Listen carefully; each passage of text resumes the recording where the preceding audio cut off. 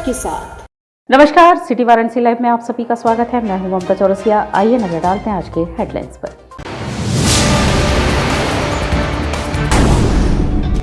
मुल्क की तरक्की खुशहाली के लिए बुनकर बंधुओं ने मुर्री बंद कर किया सामूहिक दुआख्वानी। विश्व दिव्यांग दिवस पर देवा केंद्र ने कमक्षा से निकाली जन चेतना वाहन रैली। काशी विश्वनाथ कॉरिडोर का ललिता घाट पर बने प्रवेश द्वार से गंगा घाटों पर दिख रहा है अद्भुत नजारा। और ठंड बढ़ी तो शहर में सज गई मलइयों की दुकान। ठंड के सीजन में बनारस में ही मिलता है मलइयों। और अब खबरें विस्तार से। शुक्रवार को पुराना पुल पुलकोहना स्थित ईदगाह में बुनकर बिरादराना तंजीम बाइसी के सरदार गुलाम मोहम्मद उर्फ दरोगा की सदारत में अगहनी जुमे की नमाज अदा की गई। शुक्रवार को पुराना पुल पुलकोहना स्थित ईदगाह में बुनकर बिरादराना तंजीम बाइसी के सरदार गुलाम मोहम्मद उर्फ दरोगा के सदारत में अगहनी जुमे की नमाज अदा की गई। इस मौके पर सरदार गुलाम मोहम्मद ने बताया कि अगहनी के इस पवित्र महीने में पूरा बुनकर समाज अगहनी जुमे की नमाज हर साल ईदगाह में अदा करता है। ये सिलसिला लगभग 450 साल पहले से चला आ रहा है। उस वक्त देश के हालात ठीक नहीं थे, किसान परेशान थे, बारिश न होने की वजह से खेती नहीं हो रही थी, देश में अकाल पड़ा था। तब बुनकर समाज ने अपने कारोबार बंद करके इकट्ठा होकर अगहन के महीने में ईदगाह में नमाज अदा की। इसके बाद अल्लाह का करम हुआ और जमकर बारिश हुई। किसानों में खुशी की लहर दौड़ गई। बनारस की सबसे बड़ी तंजीम बुनकर बिरादराना तंजीम बावनी के सदर हाजी मुख्तार महतो ने बताया कि ये अगहनी जुमे की नमाज गंगा जमनी तहजीब की एक जीती जागती सबूत है। सदियों पहले जब मुल्क के हालात खराब थे, सभी वर्ग के लोग परेशान और बदहाल थे। तब उस समय बदहाली और परेशानी को दूर करने के लिए बुनकर समाज के लोग अपने अपने कर्गों की मुर्री बंद कर ईदगाह में नमाज अदा किए, जिनकी दुआओं का असर हुआ। चारों तरफ खुशहाली आई। किसान और बुनकर दोनों के कारोबार में बरकत हुई और ये परंपरा आज भी हम सब निभा रहे हैं। आज के दिन हमारे किसान भाई द्वारा उगाई गई गन्ने की फसल, जिसकी दुकानें हमारे हिंदू भाई लगाते हैं, उन तमाम दुकानों से मुसलमान भाई अगहनी जुमे की नमाज को अदा कर गन्ना खरीद कर घर ले जाते हैं। यही हमारा हिंदुस्तान है। तकरीर मौलाना शकील साहब ने की। तकरीर में मौलाना साहब ने सभी से मिल्लत और भाईचारगी बनाने की अपील की और कहा कि सभी लोग आपस में मोहब्बत रखिए। मोहब्बत एक ऐसी चीज है जो सभी को एक धागे में पिरोकर एक साथ लेकर चलती है। आज हम सबको इसी की जरूरत है। आज अगहनी जुमे की नमाज मौलाना जाहिद साहब ने पढ़ाई और नमाज के बाद दुआख्वानी कर मौलाना साहब ने मुल्क की तरक्की के लिए दुआएं की। आपस में भाईचारगी बनी रहे, बुनकर भाइयों के कारोबार में बरकत हो के लिए दुआ की गई। मुल्क में सभी को रोजगार मिले, उसके लिए भी दुआ की गई। अगहनी जुमे की नमाज में हाशिम सरदार, हाजी हाफिज, नसीर हाजी, यासीन हैदर महतो, हाजी बाबू हाफिज, कल्लू पार्षद हाजी ओकास अंसारी, अफरोज अंसारी, पार्षद गुलशन अली लड़ी शामिल थे। पुलकोहना ईदगाह में अगहनी जुमे की नमाज हर साल की तरह इस साल भी अदा की गई। ये परंपरा लगभग 450 साल पुरानी परंपरा है, जो हमारे बुनकर बिरादराना तंजीम बाइसी के सरदार के सदारत में, बुनकर बिरादराना तंजीम बावनी के सरदार के सदारत में ये परंपरा चली आ रही है, जो लगभग 450 साल पुरानी है। उस वक्त ये देश में, मुल्क में अकाल की सूरत पड़ गई थी, बारिश नहीं हो रही थी, किसान बदहाल थे, बेरोजगारी थी, भुखमरी थी और किसी को कुछ समझ में नहीं आ रहा था। तो उस वक्त हमारे बुनकर बिरादराना तंजीम के लोगों ने, सारे बुनकर भाइयों ने अपने अपने कारोबार बंद करके ईदगाह में इकट्ठा होकर सारे लोग नमाज अदा अगहन के महीने में, अगहन के पवित्र महीने में नमाज अदा की, जिसे अगहनी जुमा बोलते हैं हम लोग।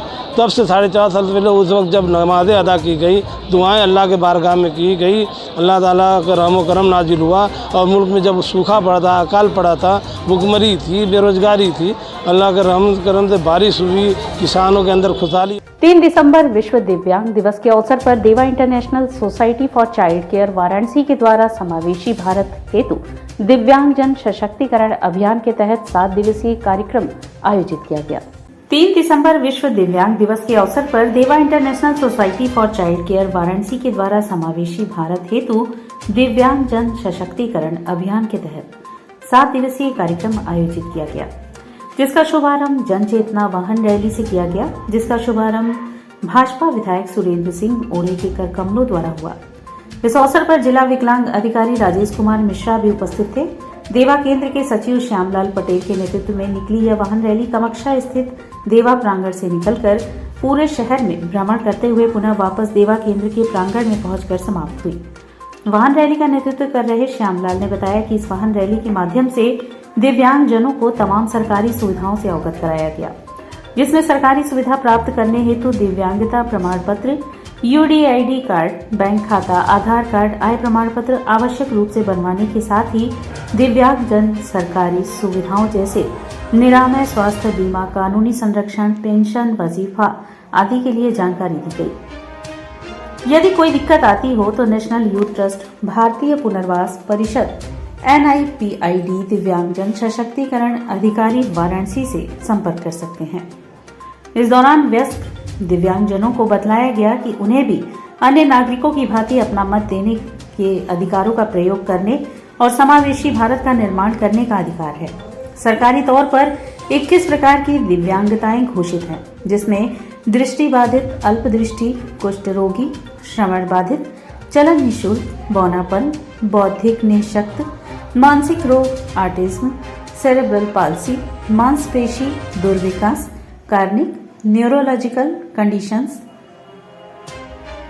Specific learning disability, multiple sclerosis, वॉक एवं भाषा निःशक्त, थैलेसीमिया, हीमोफीलिया, अधिस्वार, सिकल सेल, बहुनिःशक्त, तेजाब हमला उपयुक्त रूप से शामिल है।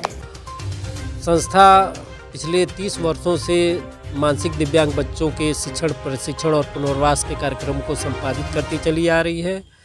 आज 3 दिसंबर विश्व दिव्यांग दिवस के अवसर पर संस्था द्वारा 7 दिवसीय कार्यक्रम का आयोजित किया गया है। आज कार्यक्रम के पहले दिन दिव्यांग बच्चों, वयस्कों और स्टाफ के द्वारा एक सचल रैली का शुभारंभ किया गया है। सचल रैली का शुभारंभ माननीय श्री सुरेंद्र सिंह विधायक औड़े के कर कमलों द्वारा तथा जिला दिव्यांग सशक्तिकरण अधिकारी श्री राजेश मिश्र जी के द्वारा हरी झंडी दिखा करके रैली का शुभारंभ किया गया है। रैली का मुख्य उद्देश्य यह है कि जो दिव्यांगता के प्रति जागरूकता करना है कि दिव्यांग बच्चे भी अपनी कलाकृतियों के द्वारा समाज की मुख्य धारा में जोड़े और इसके अलावा 21 प्रकार की जो सरकार द्वारा घोषित दिव्यांगताएं हैं उनके बारे में जनमानस को बताया गया है कि अभी 4 प्रकार की नहीं 21 प्रकार की दिव्यांगता हो गई हैं, उनको लोग जाने। उसके रैली के माध्यम से हम लोग सभी आम जनता को पम्फलेट, पोस्टर, बैनर वितरित किए और ये रैली संस्थान के मुख्य स्थान से शुरू होकर के DLW, चितईपुर, खुशीपुर, अमरा, BHU, लंका, भिलूपुर, करसड़ा इत्यादि जगहों पे जा कर के ये रैली सचल प्रदर्शनी दिखाई गई, लोगों को जागरूक किया गया और मानसिक दिव्यांग या अन्य प्रकार के दिव्यांगताओं से ग्रसित वयस्कों को भी जागरूक किया गया को इस बार अपने मतदान को अवश्य करें, जिससे कि वो समाज की मुख्य धारा से जुड़ सकें और समावेशी भारत हेतु दिव्यांगजन सशक्तिकरण के अभियान को वो भी एक मुहिम की तरह कार्यक्रम को चलाते रहें। और इसी तरह से हमारा 7 दिन का कार्यक्रम प्रतिदिन होना है। इसके अलावा हम लोग 9 तारीख को इसका समापन कार्यक्रम करेंगे। सारे दिव्यांग बच्चों को पुरस्कार। बनारस के गलियारे में अगर खाने पीने की चीज़ों की बात करें तो ठंड के समय सबसे पहले नाम मलइयों का आता है, जो सिर्फ बनारस में ही मिलता है, जिसे खाने आसपास के जनपदों से लोग आते हैं। वैसे तो वाराणसी कई चीज़ों के लिए प्रसिद्ध है, परंतु बनारस में कुछ ऐसी भी चीज़ें हैं जो अन्यत्र कहीं नहीं मिलती हैं। यहाँ पर बनारसी साड़ी, बनारसी घाट, बनारसी खिलौने, बनारस की गलियाँ सहित यहाँ पर मौजूद मंदिर व शिवालय भी काफ़ी प्रसिद्ध हैं और कुछ चीज़ें ऐसी हैं जो विशेष समय पर ही उपलब्ध हो पाती हैं। हम बात कर रहे हैं यहाँ के प्रसिद्ध मलइयों की। आपको बता दें कि यह मलइयों सिर्फ अपने बनारस में ही मिलता है व अन्य जिलों व जनपदों में इसका मिलना संभव नहीं है। इतना ही नहीं, यह मलइयों सिर्फ ठंड के मौसम में मिलता है। इस मलइयों को बनाने के लिए ओस की प्राकृतिक बूंदें चाहिए। इस ओस को कृत्रिम रूप से नहीं बनाया जा सकता। आपको बता दें कि इस मलइयों के दीवाने सिर्फ वाराणसी ही नहीं अन्य जिलों के भी लोग हैं, जो ठंड के मौसम में वाराणसी आकर इसे खाना काफ़ी पसंद करते हैं। यह काफ़ी हल्की होती है और यह दूध के फेन से बनी होती है। इसको बनाने वाले कारीगर ने बताया कि पहले दूध को ऐसे स्थान पर रखा जाता है जहां पर इसमें ओस की बूंदें पड़े। इन ओस की बूंदों में रात के समय दूध को छोड़ दिया जाता है तथा सुबह इसे मथ कर फेन निकाला जाता है। इसमें काजू, पिस्ता, बादाम सहित केसर भी मिलाया जाता है, जो इसका टेस्ट काफ़ी बढ़ा देता है। हालांकि इसे बनाने में काफ़ी समय लगता है, परंतु बनने के बाद यह लोगों के लिए तैयार होता है, जो लोगों के लिए अलग सा अनुभव होता है। नहीं, अलग टेस्ट है, पहली बार खा रहा हूँ। वो बहुत लाइट भी है और टेस्ट बहुत बढ़िया है, तो बहुत अच्छा लगा। मलइयो है, बनारस का सबसे फेवरेट है, हर साल यही ठंडी में मिलता है। हर बनारसी को ये खाना चाहिए और बाहर के जितने आदमी हैं ठंडी के टाइम में अगर आप आए हैं तो इसको ज़रूर पी के जाइएगा। इसमें काजू, पिस्ता, बादाम, केसर का एक घोल बना के इसमें डाल के इसको मथते हैं। उसके बाद जब इसके बबल्स निकलते हैं, जब वो गाँच कहते हैं हम, जो गाँच काफ़ी टाइट हो जाते हैं, तब इसको हम काट के एक बर्तन में ऐसे इकट्ठा कर लेते हैं। इकट्ठा करके लगा के अपने ग्राहकों को हम सर्व करते हैं। और यहाँ वक्त उछला है एक छोटे से ब्रेक का। मिलते हैं ब्रेक के बाद। वाराणसी लाइव, सच के साथ। Best fundamental lab, best faculty, best placement set. We are proud to be a student of JDSL. I am a student of Jeevandeep Mahavidyalaya. I am proud of Mahavidyalaya for excellent faculty, best support and best infrastructure and best placement. Best fundamental lab, best faculty, best placement set. We are proud to be a student of JDSL. I am a student of Jeevandeep Mahavidyalaya. I am proud of Mahavidyalaya for excellent faculty, best support and best infrastructure and best placement. हम तोड़ेंगे ये सन्नाटा, करेंगे बात आपकी, बात बना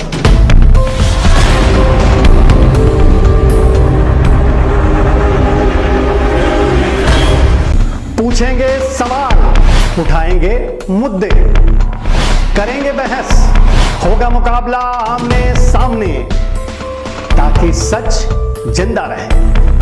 बेबाक बहस। कोरोना वायरस ने देश में एक बार फिर से रफ्तार पकड़ ली है। ऐसे में जरूरी है कि सभी लोग पूरी एहतियात बरतें। घर से बाहर निकलते समय मास्क का सदैव प्रयोग करें। समय समय पर हाथों को सैनिटाइजर से सैनिटाइज करें। ज्यादा भीड़ भाड़ वाली जगहों में जाने से बचें। 2 गज की दूरी का पालन करें। स्वस्थ रहें, सुरक्षित रहें। जनहित में जारी वाराणसी लाइव।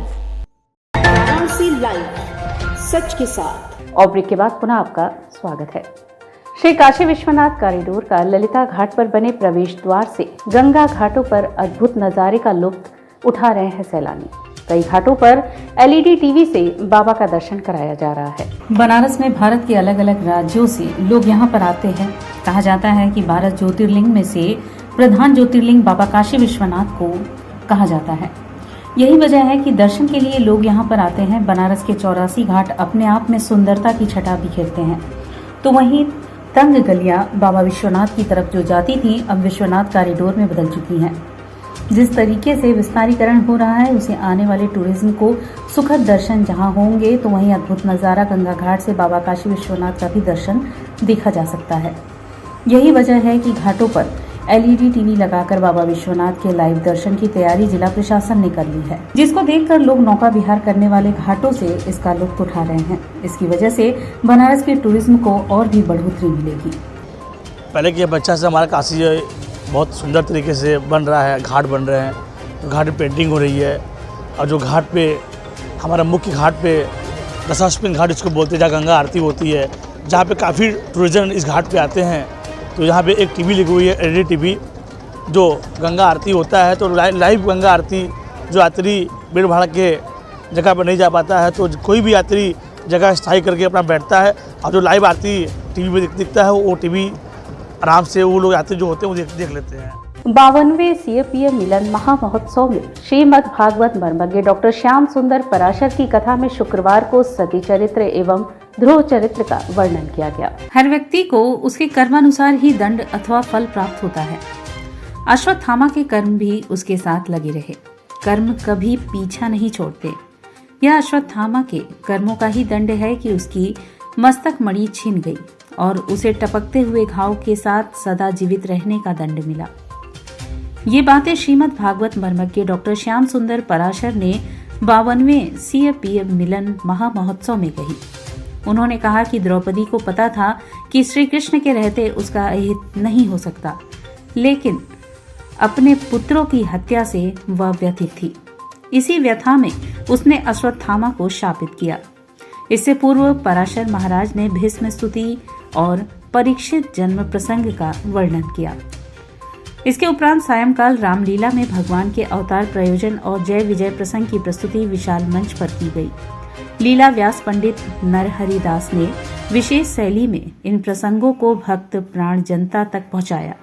इसमें पूर्व प्रातःकाल 5 से 6 बजे तक मिथिला से आए लोक कलाकारों द्वारा पारंपरिक मंगल गीत गाए गए। दूसरे दिन के आयोजन में अशोक अग्रवाल, वेद प्रकाश अग्रवाल, राजेश मिश्रा, दीपक बजाज, संजय, कृष्ण कुमार खेमका, पवन बुधिया, ओम प्रकाश श्रेयांश, मृदुल मिश्र आदि ने सक्रिय सहयोग किया। पतिव्रता नारी का पाणी ग्रहण एक बार ही होता है। उसी प्रकार शरणागति बहुत सोच विचार करके करनी चाहिए। किसकी शरण में जाए, शरणी की शरणागति सार्थक होगी, असमर्थ की शरणागति व्यर्थ हो जाएगी। राम जी समुद्र की शरण में चले गए, हमें रास्ता दे दो, समुद्रम शरणं गतः।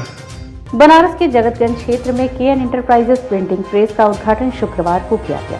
बनारस के जगतगंज क्षेत्र में KN इंटरप्राइजेस प्रिंटिंग प्रेस का उद्घाटन शुक्रवार को किया गया, जहां bag, poster, banner, bill book आदि की छपाई का कार्य शहर के अन्य प्रिंटिंग प्रेसों की तुलना में बेहद कम कीमतों पर किया जाएगा।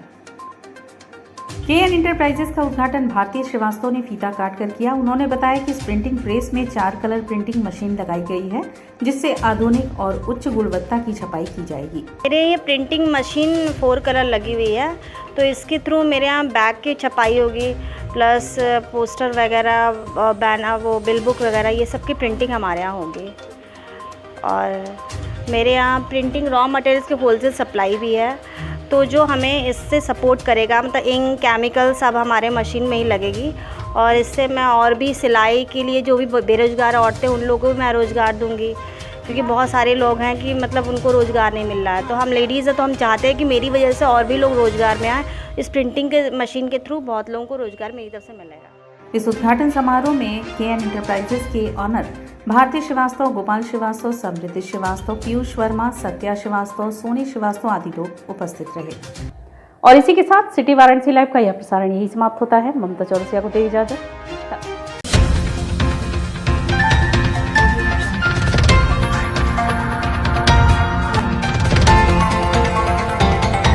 वाराणसी लाइव, सच के साथ।